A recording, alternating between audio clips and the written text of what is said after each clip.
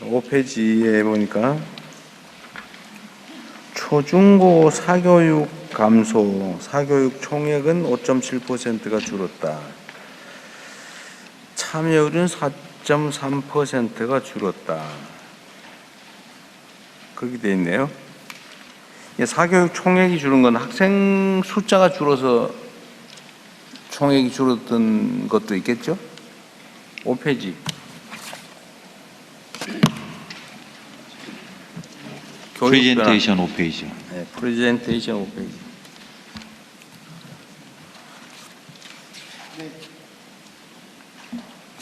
이게 총액이 5.7% 전년 대비 줄었고 사교육 참여율도 4.3%가 줄었다고 돼 있는데 네.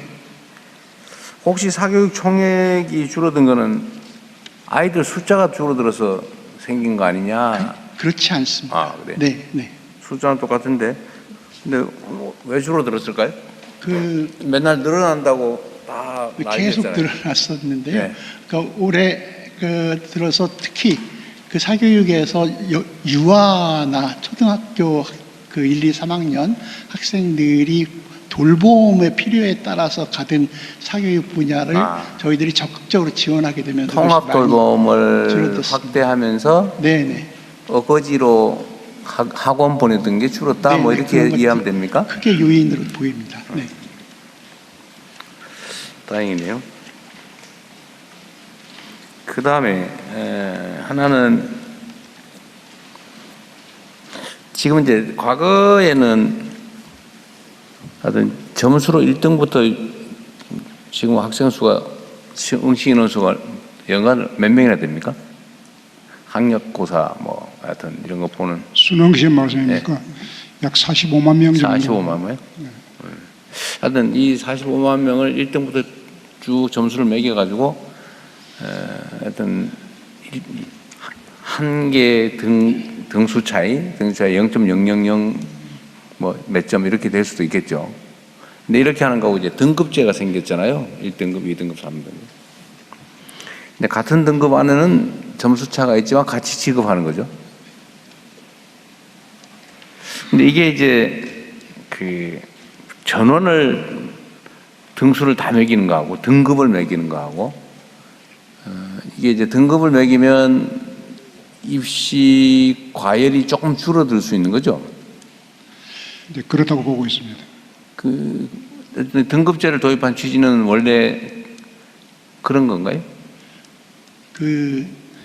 등수제로 안 하고 등급제를 도입한 이유는 뭐예요? 그 전체를 어디서 개인 40몇만을 등수로 하기는 아무래도 어려움이 있어서요. 그래서 이제 9등급제로 하다가 이 등급제를 5등급제로 하면서 조금 더 그나마 그러니까 경쟁을 좀 완화하려고 한 거겠죠? 그렇습니다. 네. 5등급인데 이걸 만약에 예를 들어서 2등급으로 한다. 또는 극단적으로 한 개 등급으로 했다고 하면 이제 등수가 의미가 없어지는 추첨제가 되는 거죠. 그렇게 되는 거잖아요. 그렇게 생각할 수 있습니다. 아니 이론적으로는 그렇지, 이론적으로. 네.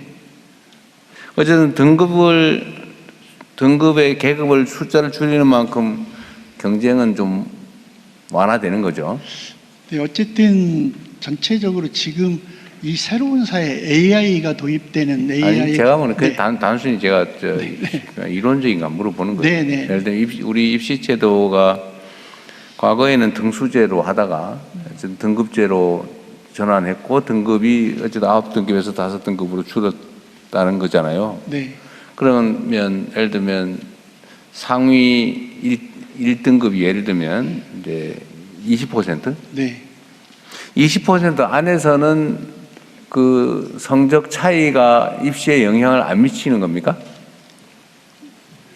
일단 수능 점수 자체로는 안 미치는데. 안 미치는 거죠. 네. 다른 요소, 다른 건 빼고 그건 다른 것으로 평가로 판단하죠. 빼고. 점수 자체만은 네. 같은 등급이면 똑같이 취급하는 거죠. 네. 그렇죠. 네. 그러면 소위 실력을 구분하기 위해서 무지하게 어려운 문제를 한두 개를 넣잖아요. 소위 킬러 문항이라고 그럽니까? 네. 요즘도 이게 변별을 하기 위해서 어려운 문제를 넣죠, 시험에. 안 합니까? 교육 과정 안에서 낼 수 있도록 최대한 권장하고 있고 그런 의도적인 킬러 문항은 배제하는 것을 기본으로 하고 있습니다. 그러면 지금은 그 수능 시험에는 교과서 외에서는 안 나옵니까? 최대한 교육 과정에서 소화한 내용으로만 출제하도록 권장하고 있습니다. 예. 뭐 물론 이제 변형은 있겠죠. 예를 들어 똑같은 문제인데 네. 숫자를 바꾼다든지 그렇습니다. 이런 거 있을 텐데. 이게 왜 물어보냐면 어쨌든 사교육 또는 선행학습, 특히 이제 사교육 교과서에 안 나오는 문제가 어떤 게 나올지 모르니까 그거를 대비하기 위해서 어쨌든 아주 고득점을 하기 위해서 그런 거는 지금은 그러면 많이 없어진 거예요? 제가 좀 교과서에 안 나오는 거 시험 문제 대비하기 위해서 네, 사교육 받는 건 없어진 거예요? 제가 좀 답변 올리겠습니다. 그 오지선다 객관식 시험을 치고 있고요. 이제 수능에서는 일부 영어 제외 국어 한문은 절대평가 등급제로 하고 있고 나머지 과목은 여전히 상대평가 표준 점수를 주고 있습니다. 주고 있는데 지금 수능이 32년간 시행되면서 기출 문제를 피하면서 정상적인 문제를 출제하는 데 한계에 봉착해 있습니다. 그래서 아주 이상한 문제들이 나왔다고 흔히 뉴스로 나오는 것이 그것입니다. 그래서 이제 이른바 상위권 변별력을 위해서 이른바 킬러 문항이라고 불리는 문제가 나오고 있고 완전히 해소됐다고 생각되지 않습니다. 현재 그래서 객관식 수능시험을 계속할 것이냐의 문제는 깊이 한번 고민해 봐야 될 주제입니다. 근데 결국은 평가의 편의를 위해서 그러니까 오해받지 않고 평가 점수로 어쨌든 선별 기준, 변별력을 확보하려고 문제를 어렵게 내는 거잖아요. 네. 시험 문제 다니면 다 점수 네. 똑같아져 버릴 테니까. 네. 근데 그게 결국은 학생들을 위해서라기보다는 선발하는 측의 편의와 안전성을 위해서라고 보는 게 맞겠죠. 그런 측면이 있습니다. 그러니까 교육 당국이 이제 오해받지 않고 좀 확실하게 이제 칸을 치고 5등급이라도 어쨌든 나누고 이런 거를 하는데 혹시 의심을 받을까 해서 웬만하면 다 객관식으로 하고 그러다 보니까 사실은 굳이 안 배워도 될 거를 갖다가 특이한 것까지 막 다 모든 영역을 만약을 대비해서 다 공부하고 이 사회적 낭비를 초래하는 측면이 있는 거죠. 있습니다. 근데 이게 고민을 좀 해보자는 취지인데요. 지금은 학생들에게 과거에는 해답을 쓰는 능력을 주로 길러줬잖아요. 네. 뭐 이 닥치는 문제를 어떻게 풀 거냐. 근데 지금은 확실히 변했는데 질문만 하면 답은 사람보다도 뛰어난 사람보다도 프로그램이 훨씬 더 잘해주는 시대가 돼버렸잖아요. 네. 답하는 능력은 거의 의미가 없어지는 시대가 오고 있죠. 지금은 질문을 얼마나 잘할 것이냐. 특히 인공지능 좀 더 이제 나와서 앞으로 뭐 일반 인공지능 뭐 이런 게 곧 현실이 될 텐데 답하는 능력을 그냥 일반 능력을 기르기 위해서 답하는 능력을 테스트하고 또 그 테스트에 맞춰서 답하는 능력을 죽으라고 키우고 그것도 주관적 답도 아니고 객관식으로 제시되는 것 중에서 고르는 이거 초보 컴퓨터가 해도 쉽게 할 일이잖아요. 그죠? 네, 맞습니다. 앞으로도 계속 이렇게 할 거예요. 그래서 지금 오지선다 객관식 문제를 앞으로도 계속 AI 시대의 미래를 살아갈 아이들에게 계속할 것인가에 대해서는 굉장히 근본적인 문제제기입니다. 이건 아이들을 사실은 망가뜨리는 거잖아요. 네, 그렇습니다. 어른들이 편하게 채점하고 분류하고 행정을 의심받지 않고 안전하게 하기 위해서 네, 아이들을 희생시키는 거잖아요. 필요 없는 걸 가르치고 아들 규격화하고 지금 규격화된 인격체들은 별로 유효성이 없잖아요. 그죠? 네, 세상은 좀 독창적이고 창의적이고 좀 개성 있고 이런 사람을 원하지 똑같이 만들어진 사람을 결코 원하지 않단 말이에요. 똑같은 거는 인공지능이 이제 다 해치울 텐데 지금도 컴퓨터가 대부분 하고 있지만 인공지능은 더 할 거 아닙니까? 그런데 이런 세상에서 규격화된 사람을 키워내는 교육을 계속하는 게 저는 교육을 하는 게 아니라 망치는 것 같거든요. 네. 너무 과격한 표현인지 모르겠는데 좀 네. 어떠세요? 네, 지금 현재의 그 시험 체제는 고등교육에 들어가기 그 직전까지 오지선다형 객관식 문제를 무한반복 풀이 훈련을 하고 있는 것입니다. 그래서 그것으로는 그 사고력이나 창의성을 기를 수가 없고요. 고등교육의 그 준비를 할 수도 없습니다. 그래서 이제 아이들이 고생을 해도 의미 있는 고생을 해야 되는데 그 문제 풀이를 고도한 어떤 패턴 익히기가 가장 최상위권 학생들이 잘하는 것이 문제의 패턴을 익혀서 빨리 푸는 것입니다. 그러니까 네, 그 초보 컴퓨터 되는 연습을 하고 있는 거예요. 그렇습니다. 그것은 그 학생들의 지적 능력을 그다지 확충하지도 못하고 사고력을 기르지도 못하고 창의성도 기르지도 못합니다.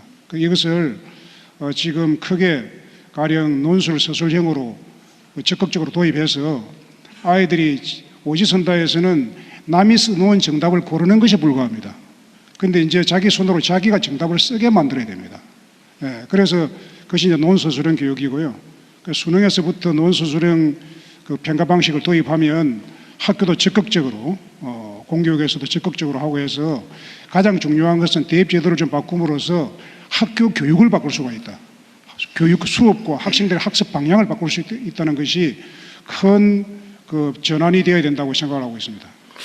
아니 그러니까 지금 이제 우리 교육위원장님 말씀도 일단 좀 진전된 것 같기는 한데 주관식으로 답을 쓰는 뭘 물어보면 거기다 답을 쓰는 그걸 지금 이제 다음 차선으로 하겠다는 건데 네, 이게 좀 무책임한 얘기인지 모르겠지만 아까도 얘기했잖아요. 누군가 물어보는 내주는 과제를 푸는 이거는 이제 컴퓨터 시키면 인공지능 시키면 된다니까요. 이제 뭐라고 질문할 것이냐, 뭐라고 구상할 것이냐, 세상에 없는 새로운 생각을 어떻게 표현할 것이냐 이런 거를 배워야 되는 거 아닌가요? 네, 질문하는 능력이 AI 시대에 가장 중요한데 질문하는 능력도 사고력과 창의성이 기본입니다. 창의성과 그 사고력을 기르는 방식이 평가 방식으로서는 오지선다 객관식으로는 전혀 다르지 않습니다. 그건 그건 당연히 아니고 네, 그건 그래서 망치는 거고. 논서술형 출제를 하게 되면은 학생들이 사고력과 창의성을 기를 수 있는 그 수업 방식도 달라지고 학생들의 학습 방식도 달라지고 어릴 때부터 책을 읽게 되고 그런 방향을 유도해 나갈 수가 있습니다. 대통령께서 말씀하신 그런 문제의식에 기초해서 어쩌면 초등학교, 중학교 과정까지는 거의 수업 자체가 학생들이 어떤 것에 대해서 문제의식을 가지고 질문을 유도할 수 있도록 하고 그 질문에 대해서 함께 협력해서 그 문제 해결책을 찾아가도록 하는 방식으로 우리나라 교육의 수업 형식이 많이 진전이 됐습니다. 그렇지만 중3 이상 이렇게 되면 대학 입시라고 하는 큰 과제가 있어서 그것이 다시 고등학교 되고 원위치되는 상황이어서 대입 제도에 대한 어쨌든 변화는 필요하다. 그런데 워낙 예민한 문제여서 네. 어디까지 할 것인가 어떻게 할 것인가는 지금 국교위에서 중심이 돼서 대입 특위에서 논의를 하고 있는데 어쨌든 전 국민적으로 그 수기 과정을 거쳐서 단계적으로라도 어쨌든 변화해야 될 때가 왔다는 것은 거의 전체 국민이 동의하고 있다 이렇게 생각합니다. 그런데 어쨌든 이 입시제도라고 하는 게 이제 모든 교육의 방향을 정하는데 사실 딱 거기 맞추잖아요.